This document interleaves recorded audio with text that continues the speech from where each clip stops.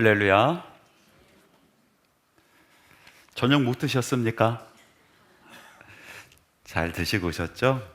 우리 지난 시간에 했었던 내용들에 이어서 오늘 말씀을 계속 이어갑시다. 지난 시간에 마지막으로 이야기한 내용이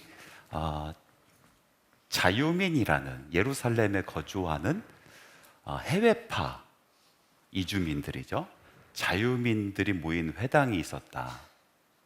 자유민 회당. 이 당시에 예루살렘 교회가 아주 크게 부흥하고, 그리고 모든 정비가 잘 갖춰지고, 또 교회의 어떤 행정 시스템이나 조직이 이제 완벽하게 갖춰지고, 사도들의 말씀이 더욱더 흥왕하여 왕성하게 선포되니까 믿는 사람들의 숫자가 더 많아졌어요. 그런데 문제가 뭐냐면은 이 믿는 사람들이 이 회당에 있는 그냥 평신도들만 믿는 것이 아니라 그 회당에 있었던 지도자들까지 또 심지어는 제사장들까지 이 예수를 믿는 예루살렘 교회로 가게 되는 거죠. 그러니까 이 유대교회 입장에서는 난리가 난 거죠. 이걸 어떻게 해야 될까? 이거 막아야겠다. 예루살렘 교회에 저 부흥하는 것을 막아야겠다. 그래서 자유회당에서 시비를 겁니다. 자, 우리 끝장 토론 한번 해보자. 너희들이 맞는지 우리가 맞는지 한번 끝장 토론 해보자. 끝장 토론을 벌이잖아요. 처음 듣는 것처럼 표정 짓지 마세요. 지난 시간 했잖아요. 끝장 토론 벌여요. 그러면서 말씀해 보니까 자유회당에서는 몇몇 사람이 나왔어요. 몇몇 사람. 몇인지 모르겠어요. 몇몇 사람이 나왔고, 예루살렘 교회는 대표로 누가 나왔어요? 스데반 집사님이 나왔어요. 이 자유민 회당에 있는 사람들은 해외파 사람들이에요. 당시에 지식이 충만하고 지혜가 충만하다라는 것은 오늘날처럼 체계적인 어떤 공교육이 있어서 대학도 나오고 석사과정하고 박사하고 여러 가지 공부를 하고 이런 것을 이야기하는 것이 아니고, 많은 것을 경험해 본 거, 많은 사람을 만나본 거, 많은 이야기를 들어본 것, 이런 것들이 그 당시에는 큰 지혜예요. 큰 지혜예요. 그래서 해외 나가서 이것저것을 경험해 보고, 다른 문화를 경험해 보고, 다른 학문을 들어보고, 다른 이야기를 들어봤었던 것은 아주 큰 지혜라고요. 큰 지혜. 오늘날의 개념과는 조금 다르죠. 이 사람들은 지혜로운 사람들이었어요. 지혜. 자유민 회당에 있는 사람들은 기본적으로 학식이 높고 언어에 발달한, 언어를 많이 아는 사람들. 이 사람들이 지혜를 가지고 있었는데, 그 지혜는 첫 번째로 헬라 철학이겠죠. 헬라 철학. 피타고라스, 또 탈레스, 소크라테스, 플라톤, 아리스토텔레스, 그 이후에 이어지는 이 철학에 있어서, 서양 철학에서 어마어마한 주축도를 놓은 사람들, 그 사람들의 이야기, 거기에 얽힌 여러 민족들의 신화들, 이런 것들이 아주 박식한 사람들이죠. 그 당시에 철학만 발달했습니까? 모두가 수사학, 이 당시에 수사학이 얼마나 발달했어요? 수사학이란 것은 말을 얼마나 조리 있게 잘하느냐, 이것을 배웠단 말이죠. 어떻게 설득력 있게 이야기하는가. 그래서 이야기를 할 때 설명이 필요한 부분, 또 예화가 필요한 부분, 또 어떤 것은 목소리를 높여가지고 설득력 있게 호소를 해야 되고, 또 어떤 부분 유머스럽게 넘겨야 하고, 이런 것들. 그러니까 얼마나 사람들을 설득력 있게 이야기하는가, 그것을 공부하는 것이 수사학. 논리 정연하게 이야기를 이끌어가는 방법들, 이런 것들도 이 사람들이 밝았죠. 두 번째, 헬라 철학뿐만이겠습니까? 이 사람들은요, 로마의 행정을 잘 알았던 사람들이에요. 로마 하면은 생각나는 게 뭡니까? 로마 하면은 법, 정치, 군사, 이게 어떻게 보면은 스피릿, 그 지적인 것에 대한 이야기라면 이건 실제적인 그 조직에 관련된 거잖아요. 이 사람들은 외국에 살면서 이런 것들에 너무 쉽게 노출돼 있었던 사람들이죠. 그래서 로마가 어떠한 조직을 가지고 있고 전 세계가 어떠한 행정 체계로 운행되고 있는지를 몸소 체험하고 습득한 사람들이죠. 그 로마 법을 잘 알아요. 어떻게 하면 이 법을 따라서 돈을 잘 벌 수 있을까?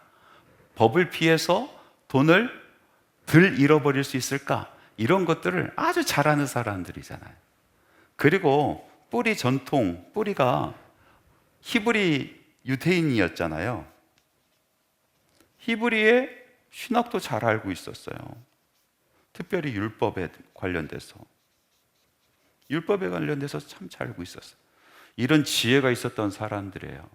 이 사람들이 한번 예루살렘 교회 너희들 한번 나와봐라. 우리 끝장 토론 한번 벌여보자. 누가 맞는지. 그러면서 시비를 걸었단 말이죠. 그래서 스데반이 나왔어요. 스데반이 이런 지혜로운 사람들과 싸움을 하는데 무엇을 가지고 싸웠을까? 어떻게 이 사람들을 대했을까? 말씀해 보니까 이렇게 기록하고 있습니다. 사도행전 6장 10절 말씀 찾으셨어요? 사도행전 6장 10절. 자, 같이 읽어봅시다. 시작.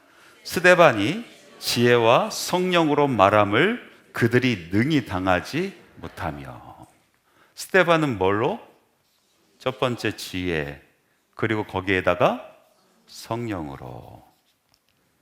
여러분, 스데반도 해외파입니다. 해외파. 이 사람들 못지않게 아주 지혜로운 사람의 여러 가지 지식이 있어요. 헬라 철학, 수사학, 로마법, 히브리의 율법들, 이런 것을 아주 잘 아는 사람이었죠. 그러니까 지혜하면 이 사람들 버금가는 못지않은 그런 사람, 충분히 싸울 수 있는 사람, 그런 지혜를 가지고 있어요. 이것을 가지고 했단 말이죠. 여러분, 우리 믿음 생활에서도요, 우리 세상이 이야기하는 그런 지혜들, 세상의 학문들에 우리들이 잘 알아야 됩니다. 믿음의 세계와 이런 어떤 인문학의 세계가 전혀 다르다라고 생각해서는 안 돼요. 여러분, 자녀들을 교육할 때도 충분히 인문학적 소양이 잘 훈련될 수 있도록 교육을 시켜야 돼요. 인문학을 잘 알아야 돼요. 인문학을 잘 알게 되면요, 신앙도 깊어질 수가 있어요. 더 넓어질 수가 있어요. 제가 이런 상담을 한번 받아본 적이 있어요. 한 청년인데 그 친구가 이제 신학 공부를 하고 싶어 해요. 목사가 되려고 하는 것보다도 신학이라는 학문을 하고 싶어 하는 거예요. 그래서 커서 신학대학교 교수가 되고 싶은 게 꿈이에요. 그런데 이 친구가 진로에 대해서 상담을 하는 거예요. 어느 학교에 대해서 이야기를 하면서 아주 실력 있는 친구인데, 그런데 아주 성경만 가르치는 그런 보수적인 그런 신학교가 있고, 세상의 학문과 성경 신학을 가르치는 그런 학교가 있는데 어디를 가야 될까? 자기는 자꾸 기도해 보니까 여기 성경만 가르치는 이 학교에 가야 되겠다라는 마음이 자꾸 든다 하면서 저한테 상담을 해왔어요. 그래서 저는 뭐라고 했는지 아세요? 거기 말고 다른 것 다 종합적으로 배울 수 있는 곳으로 가라. 그랬더니 이렇게 이야기합니다. 그렇게 그곳에 가서 내 믿음이 흔들리면 어떻게 해요? 세상에 다른 학문을 배우면서 내 믿음이 흔들리면 어떻게 해요, 목사님? 그러는 거예요. 그래서 그거 배워서 흔들린 믿음이라면은 그건 믿음도 아니야. 아니, 그거 배워서 네 믿음이 흔들릴 것 같으면은 그거는 믿음도 아니야. 제가 그랬어요. 그리고 그 세상의 학문에서 치열하게 고민하고 내가 믿는 것이 정말 맞는지, 정말 조금 속된 표현하겠습니다. 팍 터지게 싸우고, 팍 터지게 진짜로 내가 믿는 것을 어떻게 변증할 것인가, 어떻게 변호할 건가, 그것이 이 사람들에게 먹혀 들어갈 수 있을까, 이거를 팍 터지게 싸우지 않는 이상 무슨 신학 공부를 하겠느냐. 그거 하나 이기지 못하고, 복음의 말씀이 그렇게 호락호락한 말씀이 아니다. 복음이 세상의 학문에 깨갱할 그것이 아니라 거기서 한번 부딪히고 내 믿은 것을 증명해 보이고 설명해 보이고 세상 학문을 넘어설 줄 알아야지. 그래야 내 믿음도 더욱더 깊어지고 넓어지고 큰 사람으로 그렇게 신학을 가르치는 사람이 될 수 있지. 무서워서 피해 다니고 그러지 마라. 제가 그런 얘기를 했어요. 저는 여전히 그런 생각을 갖습니다. 세상의 학문과 부딪혀서 그거 하나 증명해 놓지 못하고 이기지 못하는 것은 어떻게 우리가 믿는 것이 이것이다라고 이야기하지도 못하는데 그것이 얼마나 가치가 드러날 수 있을까라는 의심이 아직도 있어요. 여러분 지혜로우셔야 돼요. 세상에 대해서. 여러분 우리 믿음이 참 중요합니다. 성경 말씀이 너무 중요하죠. 우리의 삶의 발에 등불이 되고, 그래서 이 성경 말씀을 통해서 하나님의 말씀, 이 믿음의 세계에서 오는 그 어떤 메시지를 통해서 우리는 살아가는 게 분명합니다. 그런데 그 메시지를 나의 삶 가운데 풀어가는 것은 지혜. 이걸 풀어가는 것은 지혜예요. 그것을 어떻게 세상에서 풀어내가고 살아갈 건가는 지혜의 영역입니다. 그렇지 못하면요, 아무리 귀한 보물과 같은 말씀이 나한테 왔는데도 내 삶에서 어떻게 적용해야 될지 몰라. 내가 그 말씀을 가지고 일상에서 살아가는 여러 가지 인문학적 문제들, 그리고 세상이 도전하는 그 이야기들, 그것을 내가 받은 이 말씀으로 풀어나갈 방법을 모른단 말이에요. 그래서 여러분 지금 나이가 이제 지긋하게 드신 분은 뭐 그냥 다 이렇게 살다가 뭐 주님 부르시면 갑니다. 괜찮아요. 그러나 여러분 인문학적 소양이 참 필요합니다. 믿는 사람에게. 인문학적 소양은요, 책을 읽어야 돼요. 책을 깊이 사색하며 읽어야 돼요. 오늘 어린아이들이 오고 청년들도 왔는데 무서워하지 마세요. 복음이 그렇게 호락호락한 것이 아니에요. 복음의 세계, 이 세상의 모든 철학이 다 달려붙어도 그 복음의 그 아름다운 정수를 헤아리지 못해요. 복음은 그런 겁니다. 여러분 그 복음 우리 안에 있는데 절대 무서워하지 마세요. 스데반 집사 지혜를 가지고 당당하게 얘기했어요. 그러나 여기에 지혜로만 살았어요? 지혜로만 이 문제를 해결했어요? 아니요. 성령이에요, 성령. 그러니까 이 사람들이 지혜도 아주 팽팽한데 거기에 성령으로 말하니까 능히 감당할 수가 없는 거예요. 이 성령으로 이야기했다는 것은 지혜로 해결하지 못하는 그 이야기, 초월적인 이야기를 할 수 있다는 거예요. 우리의 삶은요, 이 세상에서의 지혜로만 살아갈 수가 없어요. 우리가 그걸 알잖아요. 우리가 살아가면서 느끼잖아요. 이 세상의 지혜로만 우리가 살아갈 수 있습니까? 이 세상의 과학으로만 살아가집니까? 과학이 얼마나 발달했어요. 그러나 그 발달한 과학으로 나의 존재의 근원이 설명이 안 돼, 사실은요.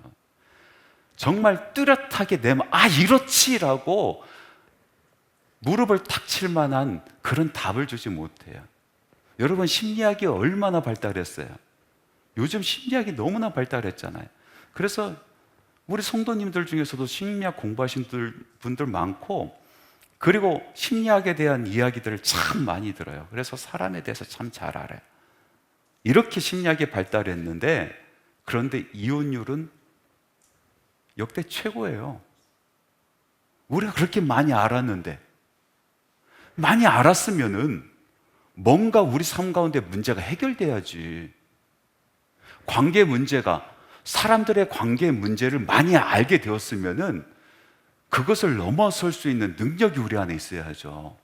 근데 그게 안 된다니까? 알면 알수록 더욱더 관계가 꼬여요. 여러분, 여러분의 사랑하는 남편을 알아가면 알아갈수록 참 이상한 사람이야. 반대로도 그래요. 아내를 알아가면 알아갈수록 이해를 못 하겠어요. 그 관계 문제가 알수록 해결이 안 된다고요. 경제학이 얼마나 발달했습니까? 그런데 빈부의 격차 이거조차 해결이 안 돼요. 우리 삶은 만족함 없이 계속해서 궁핍하고 빈곤해요. 정치학이 발달하면 발달할수록 정치는 너무나 복잡해지고 해결할 수 있는 그런 기미가 보이지가 않아요. 그게 세상의 지혜의 한계잖아요. 그래서 이 세상에서 벌어지는 그 문제에 우리가 가지고 있는 이 이성적인 학문의 힘으로는 도무지 해결이 안 돼. 그러니까 우리는 뭘 찾아요? 세상 밖의 힘을 찾는 거예요. 초월의 힘이 필요한 거예요. 내가 해결하지 못하는 이 문제가 해결되기 위해서는 이 세상 밖의 힘이 필요하다고요. 요즘에 이성의 시대가 되었잖아요. 그래서 무신론자들이 많아졌어요. 한국의 무신론자들이 60%가 넘어섰어요. 그 이야기는 뭡니까?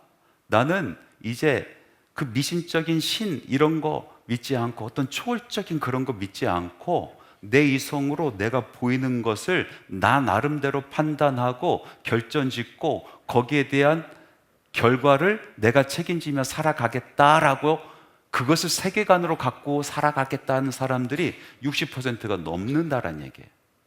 초월적인 이야기들 나는 이제 관심이 없다. 내 삶 가운데 벌어지는 일들 내가 과학적으로 이성적으로 판단하고 그리고 내가 결정하고 나는 내 길을 가련다 이렇게 생각하며 살아간 사람이 우리나라에서 60%가 넘는다는 거예요. 그런데 희한한 현상이 있어요. 무신론자가 많아지면 많아질수록 정말로 이 사회가 이성적인 사회가 되고 정말로 과학적인 사회가 돼야 되는데 전혀 그렇지 못하다는 거예요. 여러분, 이 사회를 보세요. 이성적입니까? 이 사회가 과학적인 판단으로 운영이 되고 있습니까? 안 돼요. 그래서 사람들이 이 한계를 알아. 이성의 한계를 알아요. 세상의 지혜의 한계를 알아요. 그래서 초월적인 것을 자꾸 찾아요. 요즘에 가장 유행하는 것이 뭡니까? 무속이에요. 무속, 샤머니즘. 아주 환장해. 젊은 애들, 또 나이 드신 분들 아주 누가 뭐 좀 잘 맞힌다 하면은 막 몰려가고, 요즘에 또 이 유튜브 뭐 인터넷 이렇게 발달해서 언제든지 접속해가지고 자기 고민만.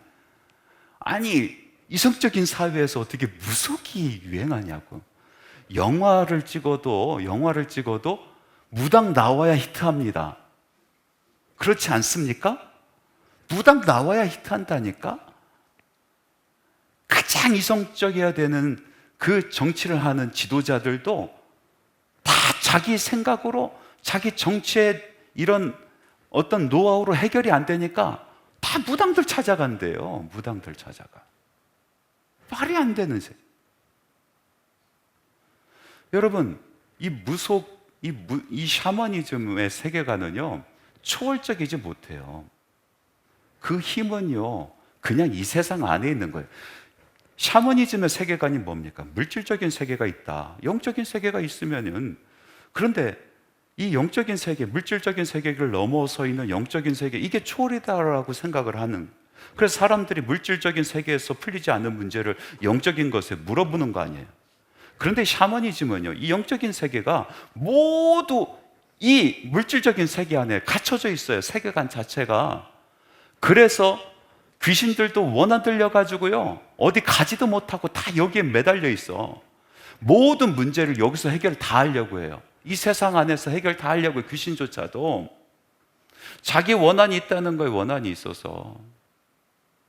그래서 그거 해결 못 해가지고 구천을 떠돌고, 어떤 사람 어깨에 매달려 살기도 하고.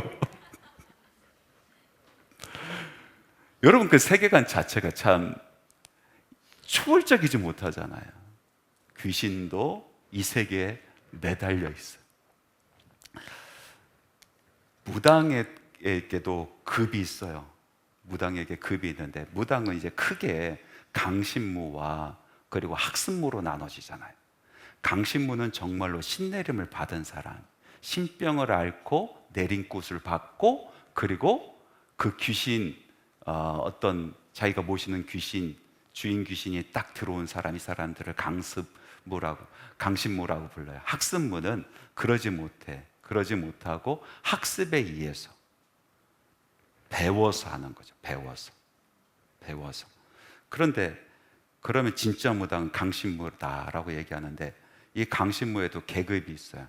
그 계급을 어떻게 따지는지 아세요? 여러분, 귀신의 계급에 따라서 무당의 계급이 있어요. 귀신의 계급은요, 유명한 사람이 죽었어야 돼. 유명한 사람이 죽어서 귀신이 돼야 우선은 조금 네임밸류가 있어요. 그리고 두 번째 중요한 게 뭐냐면은, 중요한 게, 내가 목사인데 지금 이걸 왜 얘기해주고 있지? 하여튼 여러분 참고 삼아 들어보세요. 두 번째 중요한 게 뭐냐면은, 억울하게 죽었어야 돼. 너무나 억울할수록 급이 높아져요. 농담이 아니라니까. 유명한데 정말 억울하게 죽었으면은 그 귀신은요, 정말 높은 귀신이에요. 무당 사이에서도 누구 장군 귀신 내려왔다 하면은요, 다 이렇게 고개를 숙여요. 그 급이 있다니까. 억울하게 죽은 유명한 최영 장군 이런 이렇게 막 그게 급이 있어요. 그 귀신들이 다 여기서 뭔가를 해결하려고 하는 거예요. 아니, 우리도 여기서 해결하기가 힘들어 죽겠는데 자기들까지 여기 와가지고 다 해결하려고 해요. 이게 무속 샤머니즘의 세계관이에요. 초월은요, 이 밖에서 있죠. 이 세계를 만드신 분, 이 세계를 지금도 운행하시는 분, 이 세계를 온전히 아시는 분, 여기에 나가야 초월인 거지. 참 세상이 이상하게 돌아가고 있어요. 제가 어디 하고 있는지 잊어버렸어. 자, 스데반은요, 지혜에다가 초월의 힘, 진짜 초월의 힘, 성령의 힘. 여러분, 우리 예수 믿는 사람은요, 이 세상에 지혜도 박식하고, 그리고 거기에 성령의 힘이 있어야 돼요. 성령 충만하십시오. 성령님의 지혜로 살아가십시오. 자, 이 사람들이 논쟁을 했는데 능히 당하지 못하여, 그래서 어떻게 했느냐? 11절 말씀을 읽어봅시다. 11절 시작. 사람들을 매수하여 말하게 하되, 이 사람이 모세와 하나님을 모독하는 말을 하는 것을 우리가 들었노라 하게 하고. 자, 여기 보니까 어떻게 지혜로도 안 돼. 그래서 사람들을 매수하였다.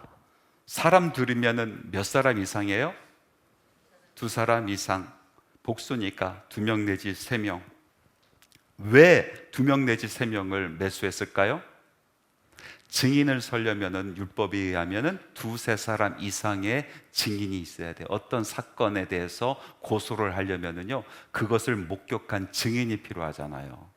증인이 2-3사람 이상해야 돼요. 이런 율법이 있는 이유는 뭡니까? 억울하게 누명 쓰는 사람이 없게 하기 위해서 이런 율법이 있는 거잖아요. 그냥 이 사람 너무 싫어, 나 평소에 나랑 잘 안 맞고 이상하게 얄미워, 그래서 혼자 거짓 증언해서 이 사람 죽일 수도 있어요. 그런 것들을 막으려고 2-3사람 이상이 증언을 해야 된다. 율법에 그렇게 하고 있어요. 그런데 이 사람들 너무 율법을 잘 알고 있어요. 그래서 2-3사람을 매수를 합니다. 매수를 해서 이제 고소를 하는데, 모세와 하나님을 모독하였다, 이렇게 고소를 했어요. 자, 그 다음에 12절 말씀 같이 읽어봅시다. 시작. 백성과 장로와 서기관들을 충동시켜 와서 잡아가지고 공회에 이르러. 자, 백성을 충동시키고 장로를 충동시키고 서기관들을 충동시켰어요. 충동시킬 만한 그런 이슈였습니다. 모세를 모독하였다? 이거 어떻게 모세를 모독해? 거기다 하나님을 못 얻겠다. 우와, 이거 열받는데 막 하면서 사람들이 충동되는 거예요. 그래서 이것이 법정까지 갑니다. 공에 잡혀가게 되는 거예요.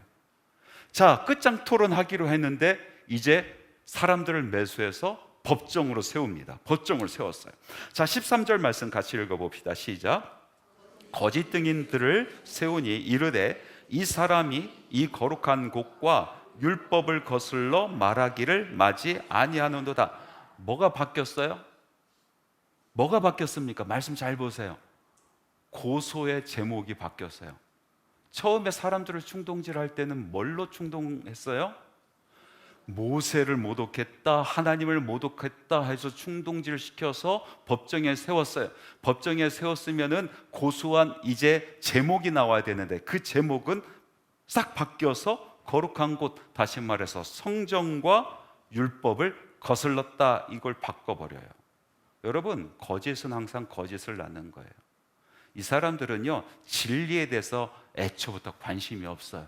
이 사람들이 하고자 하는 건 뭡니까? 스데반을 죽이는 거예요. 예루살렘 교회를 망하게 하는 거예요. 본격적으로 법적으로 핍박할 수 있게 만드는 것이 이 사람들의 목적이에요. 그러니까 목적을 달성하기 위해서는요, 거짓을 또 바꾸는 거예요. 또 바꾸는 거예요. 이 똑같은 짓을 예수님 십자가에 달려 돌아가시게 만들 때도 똑같은 짓 했잖아, 이 사람들이.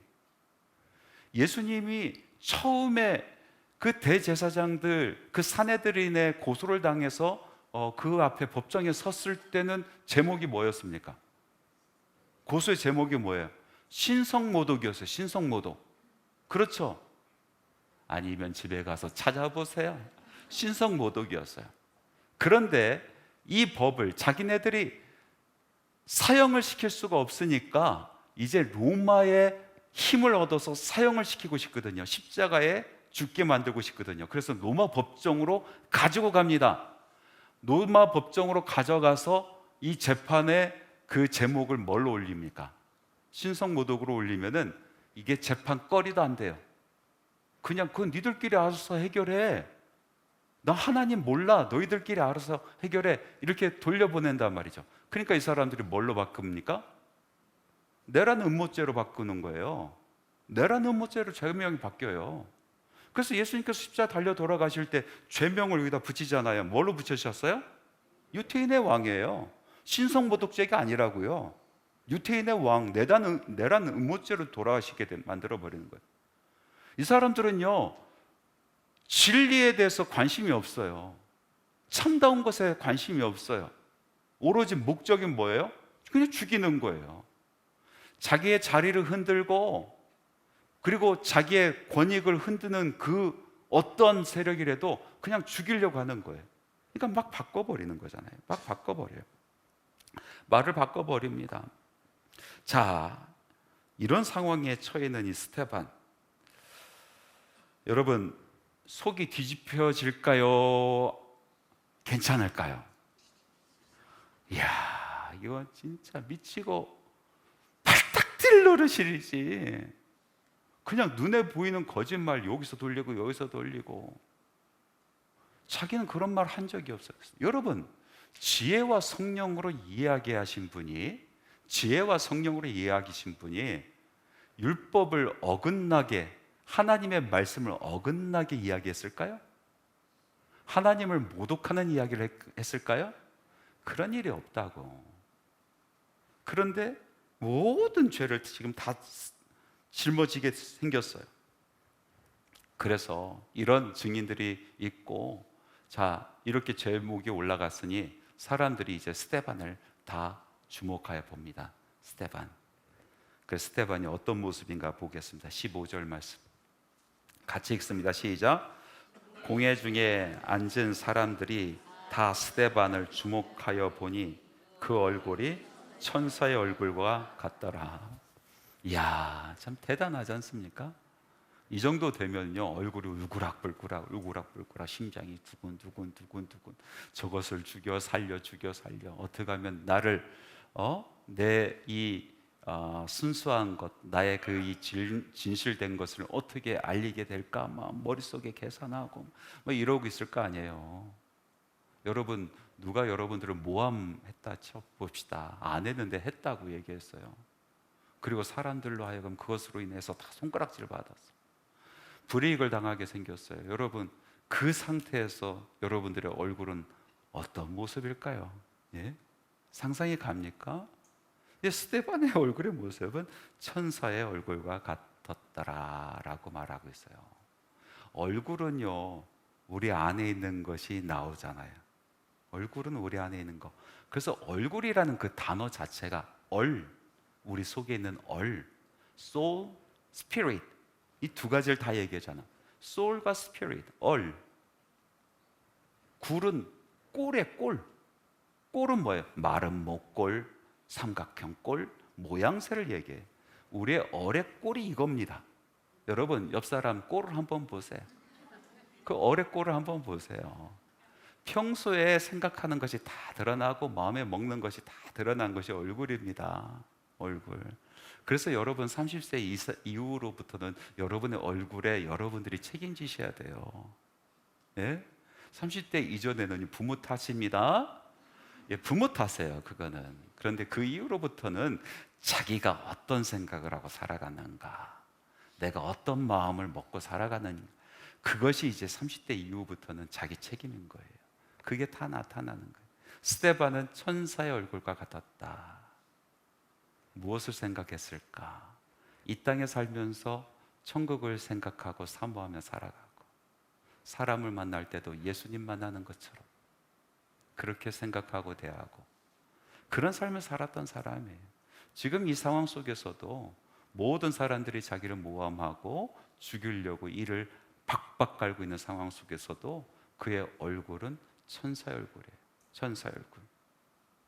자, 그 다음부터 이제 스데반의 설교가 7장 1절에서 53절 말씀까지입니다. 7장 1절에서 53절.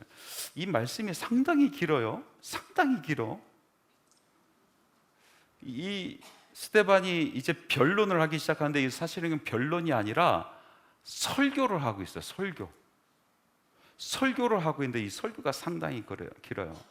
그래서 스데반이 돌에 맞아 죽은 이유가 설교가 길어서 그랬다, 이런 얘기를 하는 사람들이 있어요. 여러분, 설교 길면 그렇게 싫어하더라고. 예?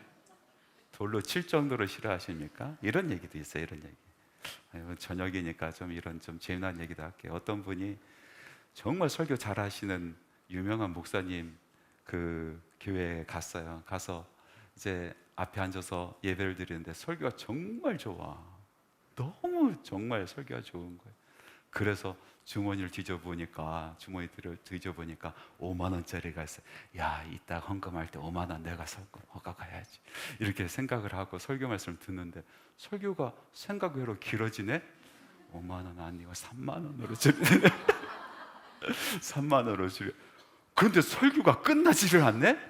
나중에 헌금함 돌아갈 때 돈 훔치고 나왔다고 그렇게 이야기를 하더라고요. 그렇게 싫어해요. 자, 스데반 집사가 설교를 이렇게 길게 한 것은 이유가 있습니다. 이유가.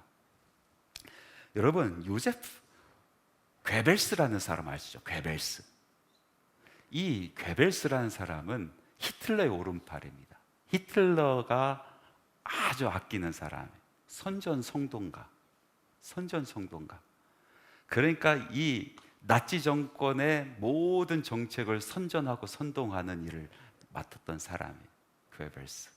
나중에 이제 나치가 패망하고 가족과 함께 다 자결해 죽는데, 그런데 이 사람이 이런 얘기를 해요. 선동을 정말 잘했는데 이렇게 이야기합니다.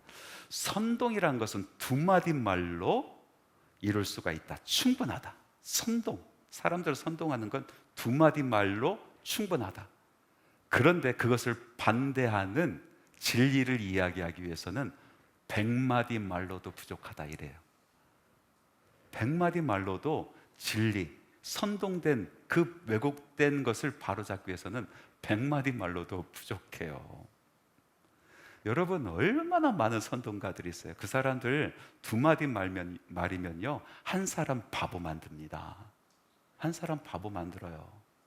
작정하고 두 사람, 세 사람이 모여서 저 사람 죽이자 하고 그 사람 죽일 작정을 하고 달려들어서 두 마디 말이면 그 사람 바보 만들고 죽일 수 있어요. 진리를 항변하고 이야기하려면요, 그것을 돌려놓기 위해서는 100마디 말도 부족하다는 거예요. 100마디 말도. 진리 안에 서는 것은 참 힘든 겁니다. 괴로운 겁니다. 스데반이 조목조목 이야기를 하고 있어요. 조목조목. 오늘도 보니까 거짓 증언하는 이 사람들 두 마디 말로 그냥 스데반 죽음에까지 갈 수 있도록 이렇게 만들어 버렸잖아요. 그게 뭡니까? 모세와 하나님 모독했다. 모독했다. 두 번째, 이 사람이 성전을 무시했고 또 율법을 파기시키려고 했었다. 모세의 얘기는 율법과 같이 하니까 총 3가지 얘기죠. 성전에 대한 이야기, 율법에 대한 이야기, 하나님 모독에 대한 이야기. 이것을 이제 스데반이 조목조목 반론합니다. 그 반론이 7장에 있는 말씀이에요. 7장 1절에서 17절 말씀까지는 아브라함에서 요셉에 대한 이야기, 그리고 18절에서 45절까지는 모세로부터 여호수아의 이야기, 그리고 46절에서 53절까지는 다윗에서 솔로몬의 이야기. 가만히 보니까 이스라엘의 역사에 대한 이야기를 쭉 나열합니다. 그런데 이것이 단순히 역사에 대한 이야기를 나열하려고 이야기하는 것이 아니고 그 안에 이 사람들이 고수한 이 3가지의 이야기를 변호하고 변증하고 그리고 다시 고발한 이야기로 가득 차 있어요. 첫 번째, 성전에 대한 이야기. 여러분 7장에 있는 말씀은 여러분이 꼭 읽어보세요. 스데반이 마지막으로 남긴 설교의 말씀이니까 너무나 중요한 말씀이에요. 자, 성전, 하나님의 임재가 성전에서만 있었느냐? 우리의 믿음의 조상이라고 이야기하는 아브라함을 하나님이 성전에서 만나 주셨느냐? 어디서 만나 주셨느냐? 두 번째, 모세는 하나님을 어디서 만나느냐? 성전에서 만나느냐? 광야에서 만나지 않았느냐? 그것도 가나안과 상관이 없는 미디안의 광야에서 만나지 않았느냐? 솔로몬이 성전을 지었는데 그 전에 하나님께서 이스라엘 백성에게 장막을 지라 하신 것을 이제 다윗이 하나님이 계시는 곳을 만들기 위해서 그렇게 꿈을 꾸다가 솔로몬에게 넘겨줬고, 솔로몬이 자기 손으로 성전을 졌는데 하나님이 거기만 계신 분이시냐? 이 세상 우주 만부를 창조하신 분이 거기만 계시는 분이시냐? 성전의 참다운 의미는 그곳에서 하나님께서 백성을 만나주겠다 하는 약속이 있기 때문에 의미가 있는 것이지, 그것을 넘어서 다른 것, 다시 말해서 하나님을 성전에 가두고 너희들 맘대로 조물락 하려고 하는 그것이야말로 성전 모독이다라는 이야기를 하는 거예요. 무슨 얘기인지 이해가 가시죠? 두 번째, 율법. 그래, 율법을 어기는 것이 도대체 누구냐? 너희들이 맨날 전통 얘기하고 있는데 너희들이 그토록 중요하게 여기는 그 전통을 만든 너의 조상들이 율법을 어기지 않았느냐? 첫 번째로 시내산에서 우상 숭배는 바로 조상들이 하지 않았느냐? 모세를 괴롭게 했다고? 모세를 괴롭힌 사람들이 누구냐? 광야 생활에서 매일같이 원망하고 불평하고 반기 들고 했었던 그 조상들 아니냐? 가나안 땅 안에서 말씀을 어기고 우상 숭배한 사람들이 누구냐? 율법을 어긴 사람들에 대한 이야기를 쭉 하고 있어요. 그리고 마지막 3번째, 하나님의 약속, 신성 모독에 대한 이야기를 하고 있습니다. 자, 우리 이스라엘의 역사를 보니까 하나님께서 약속을 하셨고 그리고 그 약속을 성취하시고 이루시는 그 과정의 역사였는데, 하나님께서 약속하신 것을 방해하는 그런 방해꾼들의 역사가 얼마나 심했는가. 그럼에도 불구하고 그 순간순간 하나님께서 약속을 이뤄 가셨다라는 이야기를 하면서 그 방해꾼에 대한 이야기를 해요. 제일 먼저 모세를 시기했었던 형들에 대한 이야기를 하고요, 그리고 교활한 방법으로 이스라엘 백성을 애굽에 가둬두려고 했었던 애굽의 사람들에 대한 이야기를 하고, 그리고 하나님께서 그 뜻을 이루고자 광야로 구원하여 불러낸 그 백성들이 어떻게 하나님을 복종하지 아니하고 자기 마음대로 살아갔는지 거기에 대한 이야기를 하고, 40년 동안 광야 생활에서 한 번도 제대로 희생 제사를 드리지 못했던 이스라엘 백성에 대한, 하나님의 뜻이 이루어지지 않게 방해했었던 사람들에 대한 이야기를 쭉 나열합니다. 그러면서 마지막에 하는 얘기가, 지금도 성령께서 역사하시고 하나님께서 우리에게 약속하신 그 그리스도가 우리에게 있는 것을, 우리에게 이미 오셨고 그분이 부활하셨다는 이 사건, 이 복음의 말씀이 선포되는 것을 방해하는, 하나님의 약속이 이루어지지 않게 방해하는 그 사람들이 있는데, 그 사람들이 바로 너희들이다. 그 이야기를 선포하는 거예요. 성전 모독, 너희들이 지금 성전 모독을 하고 있고, 율법을 파기하는 거, 너희들이 지금 나를 고소하는 그 자체가 율법을 파기하는 그런 행위고, 하나님에 대한 모독, 바로 하나님의 약속이 이루어지지 않게 만드는 바로 너희들이 하는 것이다 라는 이야기를 쭉 나열하는 겁니다. 그것이 스데반의 설교의 내용이에요. 이렇게 정리해 주는 교회는 한수만 교회밖에 없어요. 아멘 좀 크게 하시죠. 자, 그랬더니 이 사람들의 반응이 어떻게 됩니까? 54절 말씀 한번 보겠습니다. 54절 같이 읽습니다. 시작. 그들이 이 말을 듣고 마음에 찔려, 이야, 드디어 이 말씀이 선포되니까 사람들이 마음에 찔려, 막, 아이고 이거 마음에 찔려. 그런데 그 다음 말씀 같이 읽어봅시다. 시작. 그를 향하여 일을 갈거든. 아하, 이런 일도 있구나. 여러분, 성령 체험하고 베드로가 예루살렘 길거리에 나와서 그 복음의 말씀을 선포했을 때 사람들이 똑같이 마음에 찔렸어. 그 사람들이 어떻게 했습니까? 형제여, 그러면 우리는 어찌할꼬?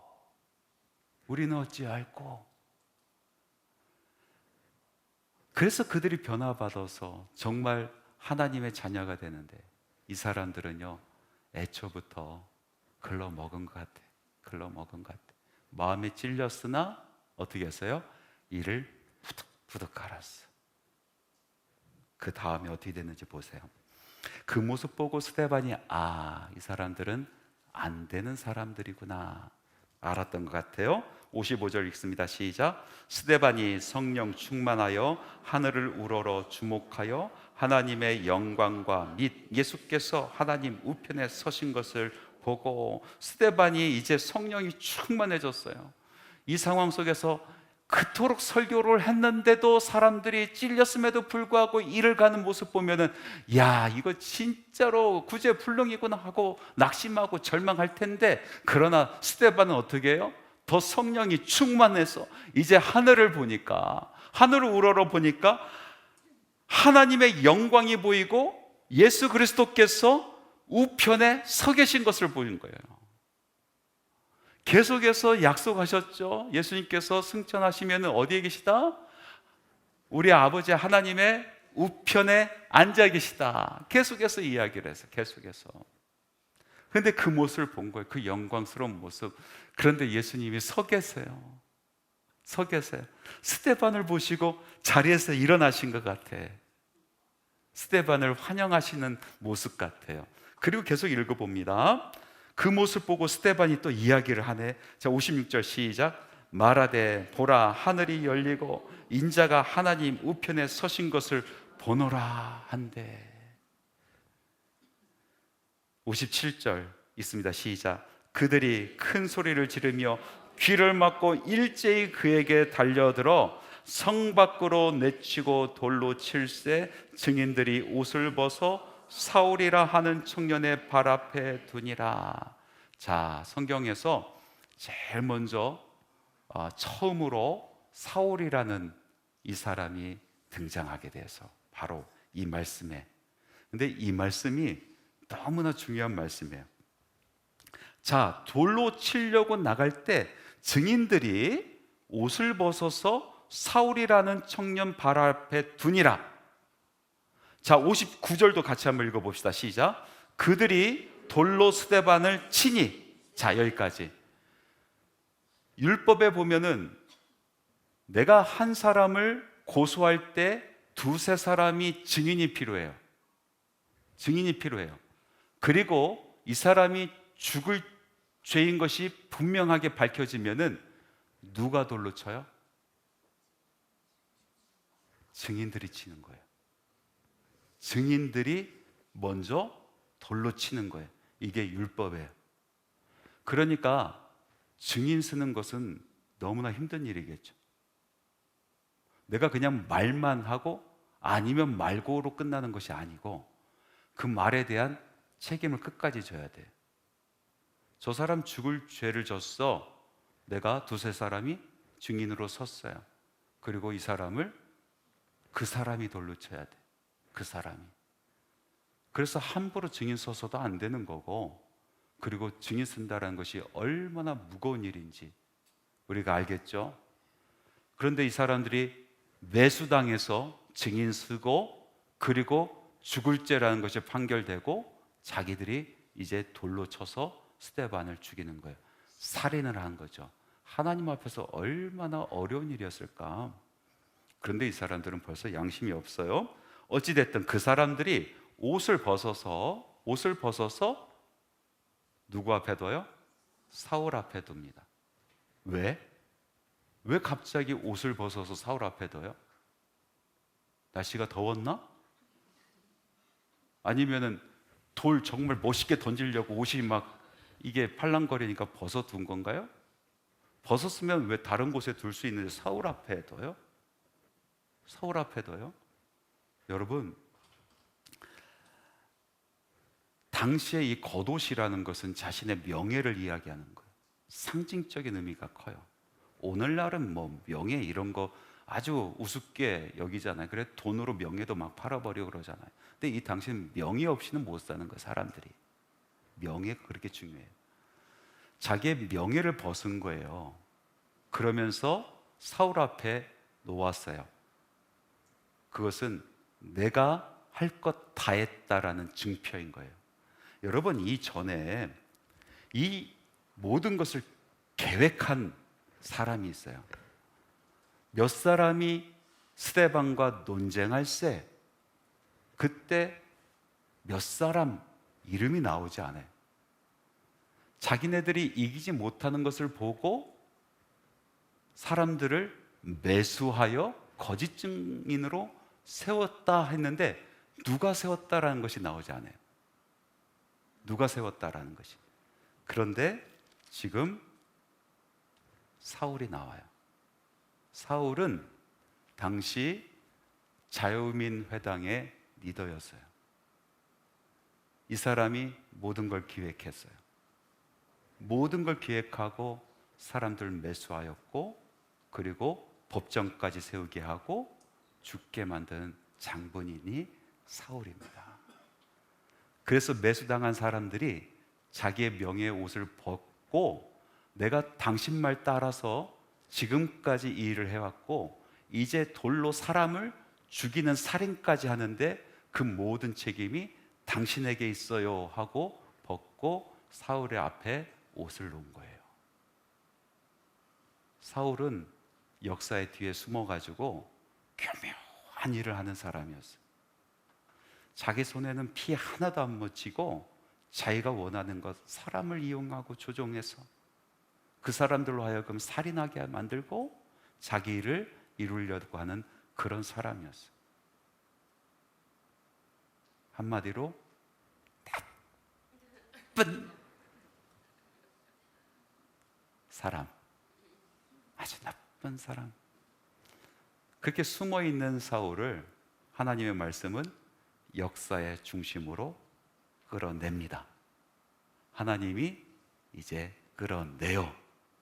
사울이 역사 중심에 서게 됩니다. 참 앞으로 사울이 어떻게 될지 하나님께서 이 숨어서 나쁜 짓만 하는 이 사울을 끌어내셨는데 앞으로 어떤 일이 벌어질지 너무나 궁금하지 않습니까? 그러면 여러분 수요 사경에 빠지지 말고 나오세요. 이 앞으로 사울이 어떤 일을 하는지 계속해서 나오는 거거든요. 자, 그 다음 말씀 보세요. 이제 스데반의 마지막입니다. 59절 60절 읽습니다. 시작. 그들이 돌로 스데반을 치니 스데반이 부르짖어 이르되 주 예수여 내 영혼을 받으시옵소서 하고 무릎을 꿇고 크게 불러 이르되 주여 이 죄를 그들에게 돌리지 마옵소서 이 말을 하고 자니라. 마지막 말 두 마디가 예수님의 가상칠언에 있는 말씀 두 마디였어요. 내 영혼을 아버지 손에 위탁하나이다. 주여 저들을 용서하여 주옵소서. 저들은 자기들이 하는 일을 알지 못하나이다. 일평생 예수님만 바라보고 예수님의 복음에 불타서 살았었던 스데반, 우리 교회가 이 땅에 세워지고 처음으로 순교를 당한 스데반의 마지막 이야기는 예수님 같습니다. 말씀을 읽으면서 예수님과 똑같다. 우리가 지지난 시간에 이야기했듯이 초대교회 성도들은 자기가 예수님처럼 핍박받고 고난받음으로 말미암아 기뻐하였다 하였는데 이제 예수님처럼 죽는 것을 영광스럽게 여기는 그런 모습으로 이제 7장에 있는 말씀이 맞춰지고 있습니다. 기도하겠습니다.